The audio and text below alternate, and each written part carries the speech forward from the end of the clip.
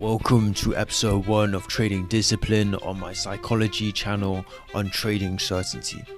Today this episode is about trading journals and how we need to use one. So I didn't use one properly for the first year of my trading.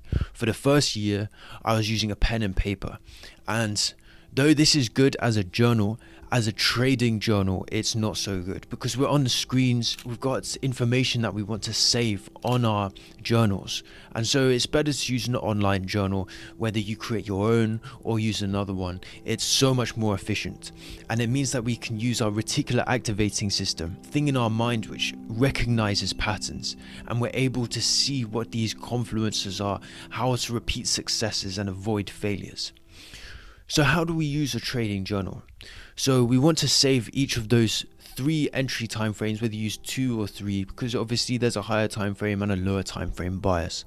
So we want to save those as we enter so that we can come back and visit those key lessons. You want to write your entry confluences, so your market structure, your point of interest, and the liquidity rejection candle that you've decided to enter on. You want to note your trade management, whether you're setting and forgetting or whether you're keeping an eye on it because of the lack of probability that you're seeing. Obviously, this is a probability game. This is about taking risks.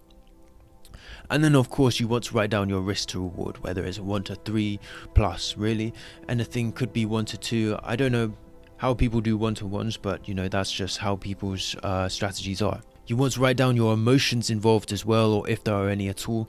I can say that in my best trades, there aren't many emotions at all. Normally I just write down something quickly, like I'm confident, like I'm nonchalant or something, and then you understand how you feel. Generally the more emotional you are, the less decisive you are on whether your emotions are involved or not.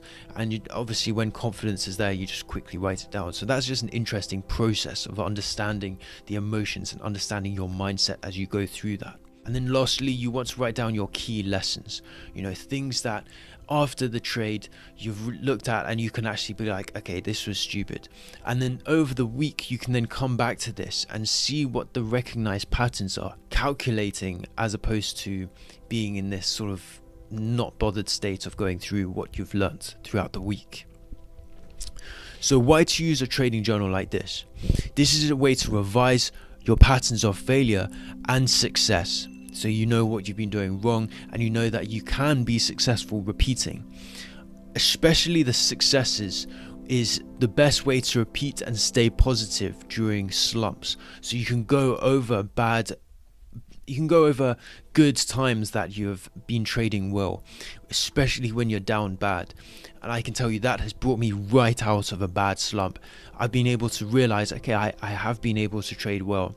And so I went over those successes and I was able to get those successes back again just by activating my reticular activating system, seeing the patterns of success and being able to gain that positive trading psychology again, as opposed to being stuck in this loop of failure, not knowing where I'm going wrong and repeating those same mistakes over and over again. And also remember that trading certainty comes from your mind and not from the chart. Data tracker, which is in the description below, that you can get for free, and there's an accountability protocol as well, and these are the things I wish I had when I started.